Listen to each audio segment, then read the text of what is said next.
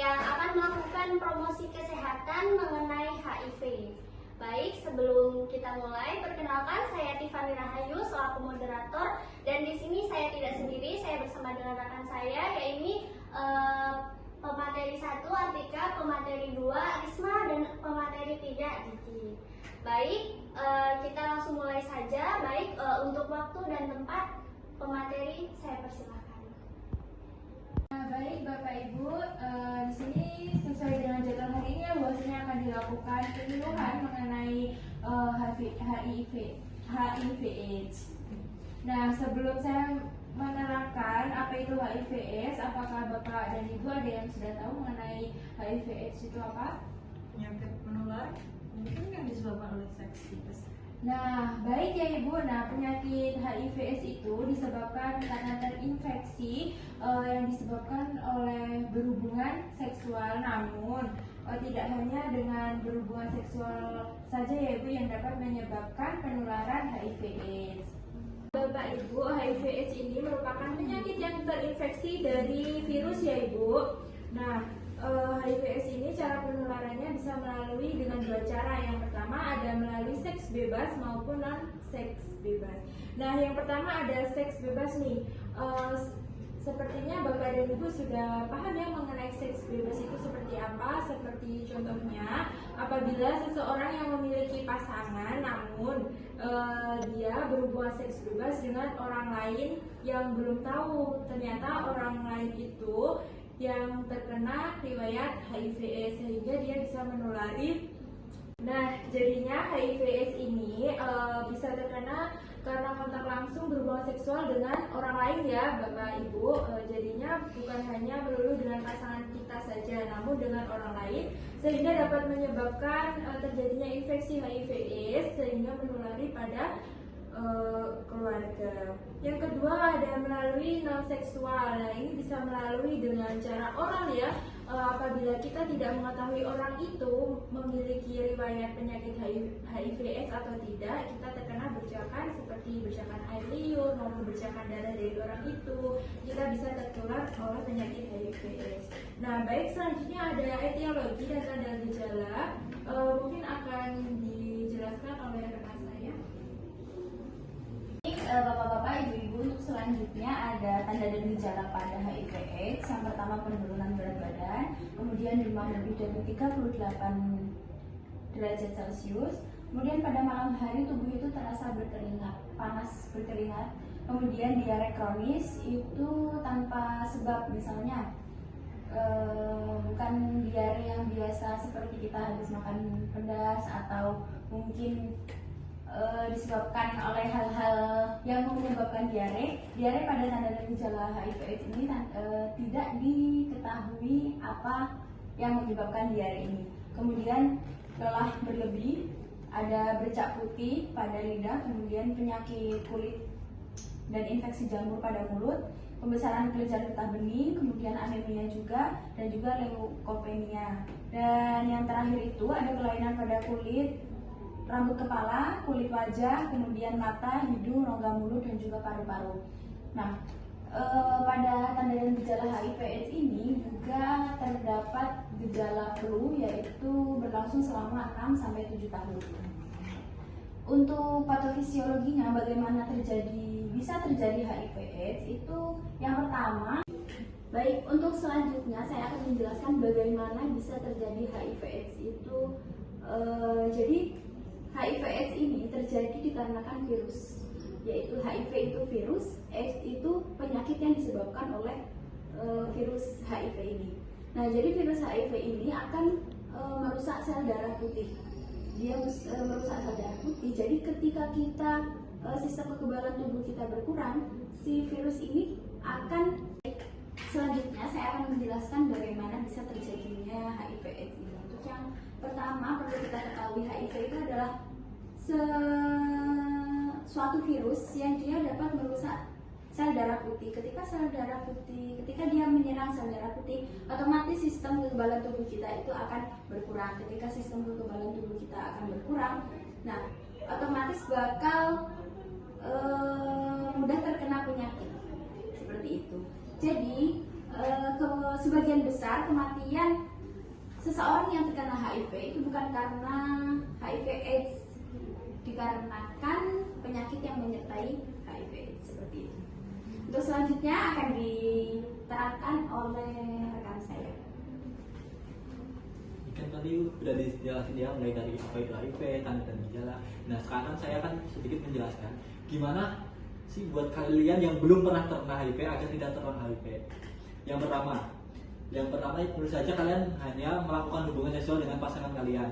Jangan suka sembarangan melakukan hubungan seksual dengan orang lain selain pasangan kalian. Dan juga disarankan untuk pasangan yang saja itu untuk upaya preventif bagi orang yang belum kena virus HIV adalah dengan tidak melakukan hubungan seksual sebelum menikah. Dan bagi yang sudah menikah sebaiknya hanya melakukan hubungan seksual dengan pasangannya saja, tidak dengan orang lain. Pun kalau semisal banget berhubungan seksual dengan orang lain, Bapak Ibu sekalian, untuk upaya preventif bagi untuk upaya preventif bagi orang yang belum terkena oleh virus HIV, alangkah lebih baiknya untuk tidak melakukan hubungan seksual sebelum menikah. Adapun bagi Bapak Ibu sekalian yang tentu saja sudah menikah, sebaiknya hanya melakukan hubungan seksual dengan pasangan kalian saja, karena kita tidak tahu kalau melakukan hubungan seksual dengan orang lain apakah orang tersebut bersih dan tidak terkena HIV, tidak hal tersebut. Untuk meminimalisir hal tersebut, sebaiknya melakukan hubungan seksual dengan pasangannya saja. Dan kalau semisal udah nggak tahan banget gitu ya, dan pengen melakukan hubungan seksual tapi nggak ada pasangannya di situ, sebaiknya menggunakan pengaman atau kondom seperti itu Bapak Ibu. Terutama Bapak Ibu sebaiknya mengingatkan anak-anak putra putri kalian, karena mengingat pergaulan bebas saat ini yang ya kita semua tahu sendiri lah gimana mengerikannya pergaulan bebas saat ini. Sebaiknya kalaupun dilarang daripada dilarang, yang anaknya ngeyel mending diingetin saja supaya pakai pengaman. Tentu saja yang tadi jangan terlalu dianggap serius ya Ibu, cuma buatnya ini saja. Nah untuk berikutnya, tentu saja Ibu, untuk hingga saat ini sebenarnya obat untuk penyakit HIV sendiri belum ditemukan, tapi kita dapat menekan virus tersebut agar penyebarannya tidak semakin parah dan virusnya tersebut semakin lemah seperti itu. Untuk cara penekanannya dengan cara nama obatnya sendiri yaitu ART atau antiretrovirus. Obat ini sangat penting untuk mengendalikan penyebaran virus HIV dan melemahkan virus tersebut. Jadi selama Ibu dapat pergi ke fasilitas kesehatan terdekat untuk meminta pengobatan ART tersebut secara rutin. Karena begitu seseorang sudah positif terkena HIV, maka virus tersebut tidak bisa dibunuh atau dibasmi hingga benar-benar bersih, hanya bisa ditekan saja dengan antiretrovirus tersebut. Dan tentu saja karena ini bukan penyakit yang biasa, ART sendiri tidak ditanggung oleh BPJS ya Ibu. Jadi mungkin akan sedikit mahal di biaya dan pengobatan rutinnya, karena begitu orang terkena HIV maka orang tersebut harus meminum ART ini atau antiretrovirus ini seumur hidupnya. Kalau tidak, virusnya akan aktif dan memperburuk kondisi tubuhnya yang berujung pada kematian. Baik, mungkin sekian saja presentasi dari kami untuk materi hari ini. Yang selanjutnya akan kami kembalikan ke moderator. Baik Bapak Ibu, materinya sudah selesai, saya rasa cukup. Nah sebelum ditutup, apakah ada yang ingin ditanyakan? Baik, dipersilakan. Oke, baik, izin bertanya. Bagaimana cara agar kita tidak terkena HIV? Baik, untuk pertanyaan bisa langsung dijawab oleh pemateri, dipersilakan. Baik, terima kasih atas pertanyaannya. Bapak siapa tadi namanya? Chandra. Baik, Bapak Chandra. Cara agar kita tidak terkena HIV seperti yang sudah saya sebutkan tadi, pertama, tentu saja tidak melakukan seks sembarangan. Misalnya ada Bapak belum menikah gitu dan ingin melakukan hubungan seksual, disarankan untuk memakai kondom ya Bapak. agar terhindar dari penyebaran virus HIV tersebut. Bagi warga atau bapak ibu yang sudah menikah, diharapkan agar melakukan hubungan seksual dengan pasangannya saja, tidak dengan orang lain. Dengan begitu, rantai penularan HIV dapat terputus seperti itu. Karena seperti yang tadi oleh teman saya jelaskan, salah satu cara penularan HIV adalah dengan melakukan hubungan seksual. Dan tentu saja tidak menggunakan narkoba, karena seperti itu. Apakah sudah cukup menjawab? Saya kembalikan ke moderator. Baik, Bapak Ibu, apakah ada yang ingin ditanyakan lagi? Saya ingin bertanya. Baik, persilakan.